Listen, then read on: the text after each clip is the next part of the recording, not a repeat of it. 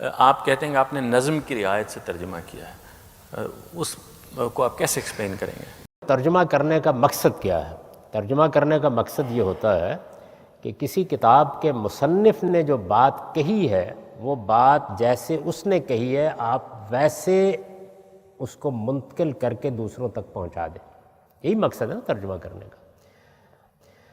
قرآن مجید کا ترجمہ کرنے والوں نے اس خوف سے کہ کہیں اس سے کوئی زیادتی نہ ہو جائے بالعموم قرآن کا لفظی ترجمہ کیا ہے. آپ جانتے ہیں کہ اگر لفظی طریقے کا ترجمہ کر دیا جائے تو اس کے نتیجے میں ایک ادب پارے کا حال کیا ہو جاتا ہے. ذرا کر کے دیکھیے، غالب کے کسی شعر کا کر کے دیکھیے، شیکسپیئر کی کسی لائن کا کر کے دیکھیے. تو یہ ایک غلطی ہے.